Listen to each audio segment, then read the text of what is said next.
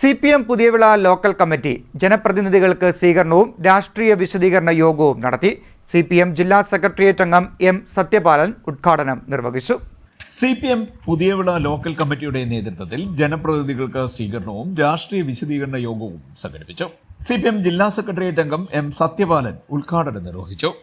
നമ്മുടെ രാജ്യം അതിസങ്കീർണമായിട്ടുള്ള ഒരു രാഷ്ട്രീയ സാഹചര്യത്തിലൂടെ കടന്നുപോയിക്കൊണ്ടിരിക്കുകയാണ്.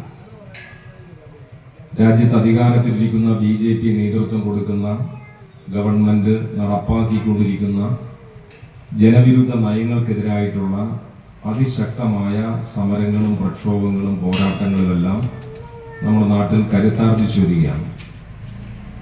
ഈ ഗവൺമെന്റ് നടപ്പാക്കുന്ന നയങ്ങളുടെ ദുരന്തം അനുഭവിക്കാത്ത ജനങ്ങൾ നമ്മുടെ നാട്ടിലുണ്ടാകുമെന്ന് തോന്നുന്നില്ല. ഇന്നലെയും മിനിഞ്ഞാന്നൊക്കെയായി നമ്മൾ LDFന്റെ നേതൃത്വത്തിൽ എല്ലാ നിയോജക മണ്ഡലങ്ങളിലും നമ്മൾ വലിയൊരു സമരം നടത്തി.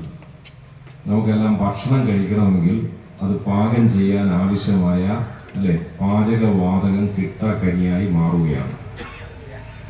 പാചകവാതകം ലഭിക്കാനുള്ള സാഹചര്യങ്ങൾ നമ്മുടെ രാജ്യത്ത് കൊട്ടിയടക്കപ്പെടുന്ന നില,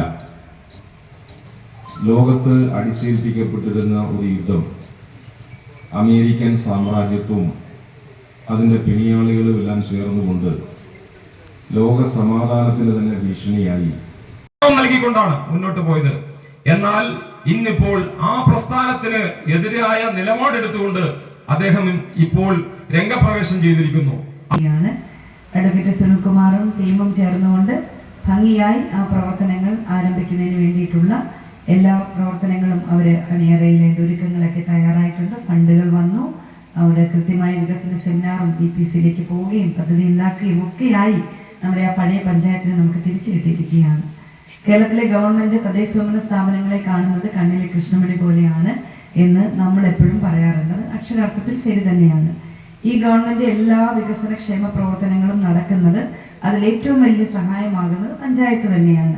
ഞങ്ങൾ പലപ്പോഴും ഈ പഞ്ചായത്തിൽ നമ്മൾ ധാരാളം വികസനങ്ങൾ MLAയുടെ നേതൃത്വത്തിലും ഗവൺമെന്റിന്റെ പ്രത്യേക ഫണ്ട് ഉപയോഗിച്ചുമൊക്കെ നമ്മൾ ചെയ്യുമ്പോൾ ആ പഞ്ചായത്തിന്റെ ഒരു ഇനിഷ്യേറ്റീവ് നല്ലതാണെങ്കിൽ നമുക്ക് ഇപ്പം ചെയ്യുന്നതിന്റെ ഇരട്ടി കാര്യങ്ങൾ നമുക്ക് ചെയ്യാൻ പറ്റും. സ്വാഗത സംഘം ചെയർമാൻ M രാജഗോപാൽ അധ്യക്ഷത വഹിച്ചു.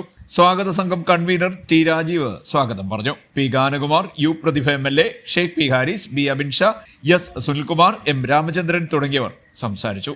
CDNet news, Kayamkulam.